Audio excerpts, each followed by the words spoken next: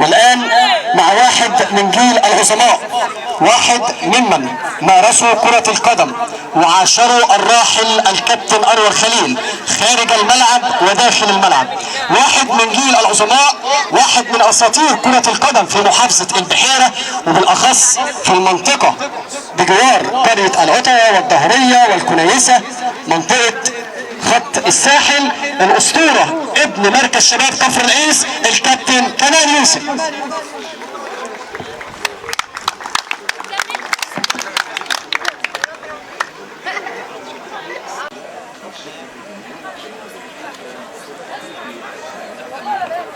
كابتن كمال بنرحب بحضرتك.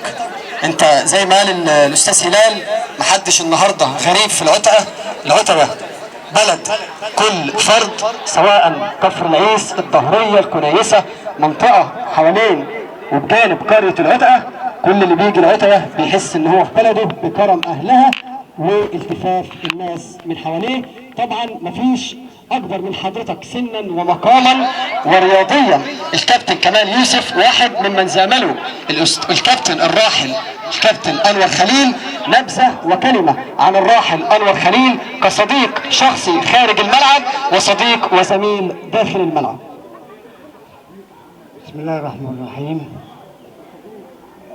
أنا أولا بشكر كل القائمين على الدورة لأنهم بيعملوا دورة لواحد كان قيمة وقامة في مركز شباب العتبة، اللي خرج لنا شخصيات محترمة عبر التاريخ، وأنا واحد من الناس شهود العيان على الناس اللي خرجت من مدرسة العتبة، بالإضافة كرم أخلاقهم.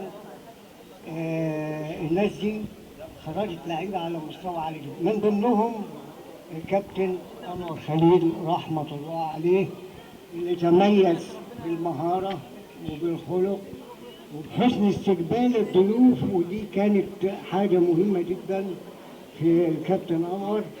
وأنا واحد من الناس عشت ما بين الدهرية والكنيسة والعتبة، فأنا بنعتبرهم أهلي، وأنا واحد من ضمن أهل العتبة اللي حريصين جدا على حضور كل دورة سنوية لمركز شباب العتبة، وهم يشهدوا بذلك. يمكن أنا جيت الدورة الأخيرة رغم إن كان عندنا نهائي في كفر العيش في نفس اليوم بتاع النهائي بتاع العتبة هنا، أصريت إن أنا نيجي حبا وعشقا في أهل العتبة اللي أنا بنعتبرهم إخواتي. وألف رحمة ونور على الكابتن أنور خليل اللي بالنسبة لي كان قيمة وقامة، وإلى جنة الخلد بإذن الله. وأتمنى لكم دورة محترمة بشرفنا ناس محترمة، يبقى القيمة كانت محترمة. وتحياتي للجميع، والسلام عليكم ورحمة الله وبركاته. شكرا للأسطورة ابن خط الساحل ابن مركز شباب كفر العيس الكابتن كمال يوسف، واحد من أساطير كرة القدم في محافظة البحيرة، واحد من أساطير كرة القدم داخل مركز شباب كفر العيس ابن خط الساحل الكابتن كمال يوسف.